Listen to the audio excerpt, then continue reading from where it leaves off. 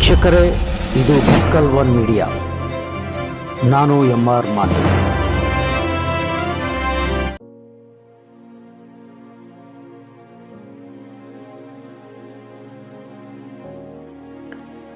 ಬದುಕಿಗಾಗಿ ಸಮುದ್ರಕ್ಕೆ ಇಳಿದವರು ಹೆಣವಾಗಿ ಮರಳಿದ ಸಾರದೊಳೆಯ ಕರುಣಕತೆ. ಒಂದು ಹೊತ್ತಿನ ಊಟಕ್ಕಾಗಿ ನದಿಗಿಳಿದವರು ಹೆಣವಾಗಿ ಮರಳಿದ ಕರುಣಾಜನಕ ಕತೆ.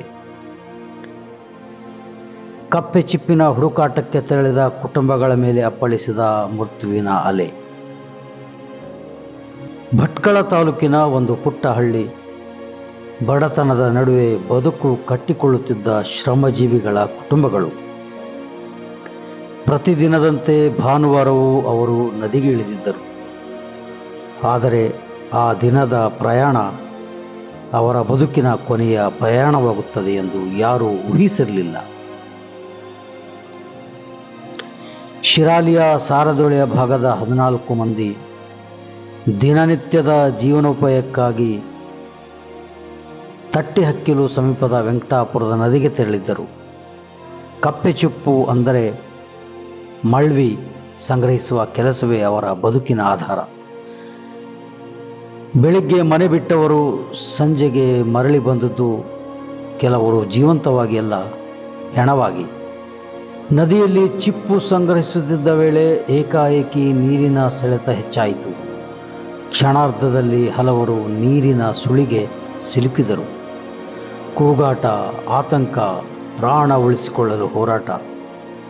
ಸ್ಥಳೀಯರು ಸಮಯ ಪ್ರಜ್ಞೆ ಮೆರೆದು ಕೆಲವರನ್ನು ರಕ್ಷಿಸಿದರು. ಆದರೆ ಅಷ್ಟರಲ್ಲಿ ದೊಡ್ಡ ದುರಂತವೊಂದು ಸಂಭವಿಸಿತ್ತು. ಈ ದುರಂತದಲ್ಲಿ ಒಟ್ಟು 11 ಮಂದಿ ತಮ್ಮ ಪ್ರಾಣವನ್ನು ಕಳೆದುಕೊಂಡಿದ್ದಾರೆ.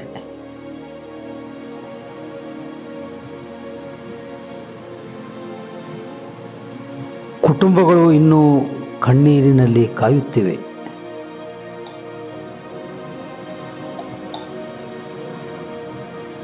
ಗಾಯಾಳುಗಳನ್ನು ಭಟ್ಕಳ ಮತ್ತು ಉಡುಪಿ ಆಸ್ಪತ್ರೆಗೆ ದಾಖಲಿಸಲಾಗಿದೆ. ಕೆಲವರು ಜೀವಕ್ಕಾಗಿ ಇನ್ನೂ ಹೋರಾಡುತ್ತಿದ್ದಾರೆ. ಒಂದು ದಿನದ ಕೂಲಿ, ಒಂದು ಹೊತ್ತಿನ ಊಟಕ್ಕಾಗಿ ಹೋದವರು ಹೀಗೆ ಮರಳಿ ಬರುತ್ತಾರೆ ಎಂದು ಆ ಕುಟುಂಬಗಳು ಕನಸಲ್ಲೂ ಯೋಚಿಸಿರಲಿಲ್ಲ.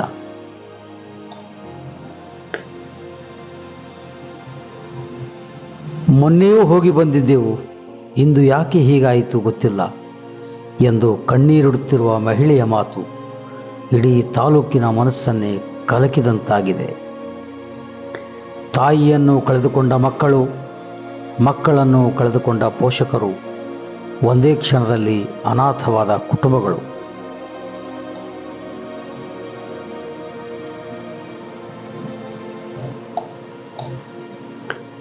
ಭಟ್ಕಳದ ಈ ದುರಂತ ಕೇವಲ ಒಂದು ಅಪಘಾತವಲ್ಲ, ಬಡತನದ ವಿರುದ್ಧ ಹೋರಾಡುತ್ತಿದ್ದ ಕುಟುಂಬಗಳ ಕನಸುಗಳನ್ನು ಒಂದೇ ಕ್ಷಣದಲ್ಲಿ ಕಿತ್ತುಕೊಂಡ ದುರಂತ. ನದಿಯ ಅಲೆಗಳು ಶಾಂತವಾಗಿರಬಹುದು, ಆದರೆ ಆ ಕುಟುಂಬಗಳ ಕಣ್ಣೀರು ಇನ್ನೂ ನಿಂತಿಲ್ಲ.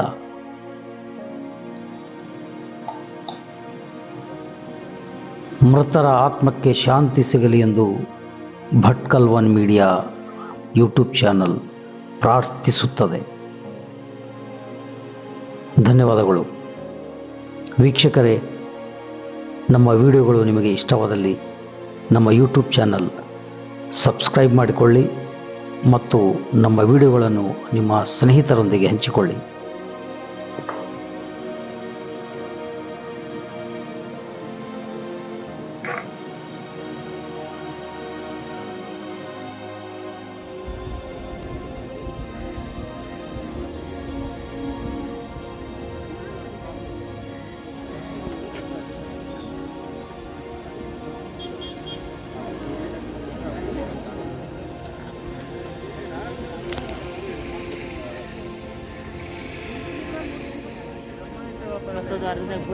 ನೀರು ಇಳಿಲಿ ಅಂತ